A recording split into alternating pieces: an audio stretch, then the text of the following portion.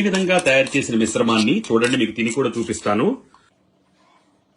గుండె సంబంధిత సమస్యలు రాకూడదు భవిష్యత్తులో అనుకున్నా, అలాగే పక్షవాతం లాంటి సమస్యలు రాకూడదు అనుకున్నా, రక్త ప్రసరణ సవ్యంగా జరగాలి, గుండె పనితీరు బాగుండాలి అనుకుంటే దీనికోసం కేవలం 2 తమలపాకులు తీసుకోండి. అలాగే పైన తోలు తీసినటువంటి 2 వెల్లుల్లి రెబ్బలను తీసుకోండి. దీంతో పాటు 2 ఇంచుల అల్లం ముక్క తీసుకోండి. మనకు వైద్యులు అందుబాటులో లేని సమయంలో కూడా ఇవి మనల్ని దివ్యంగా రక్షిస్తూ వచ్చే. వీటిని బాగా దంచి ముద్దలా చేసుకోవాలి.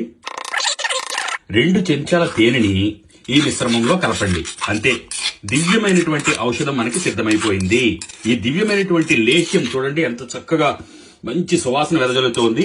ఈ విధంగా తయారు చేసిన మిశ్రమాన్ని చూడండి, మీకు తిని కూడా చూపిస్తాను. ఎంత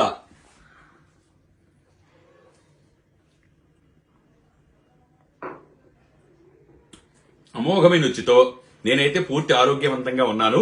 భవిష్యత్తులో గుండె బాగా పనిచేయాలి అన్నా, పక్షవాతం రాకుండా ఉండాలన్నా ఇది దివ్యంగా పనిచేస్తుంది. ఈ ఔషధాన్ని 15 రోజుల పాటు ప్రతిరోజు ఉదయం పరగడుపున తేని తినకుండా ఉదయం దంతధావనం పూర్తయిన తర్వాత అలాగే సేవించి గోరువెచ్చని ఒక గ్లాసు మంచినీళ్ళు తాగండి. అద్భుతంగా మీ గుండె పనితీరు మెరుగుపడుతుంది. అలాగే పక్షవాతం అనేది జీవితంలో రాకుండా ఉంటుంది. రక్తం పలచబడి రక్త ప్రసరణ కూడా చాలా దివ్యంగా గుండెకు చేరి గుండె నుంచి శరీరానికి పంపించబడి ఆరోగ్యకరంగా జీవించగలుగుతారు.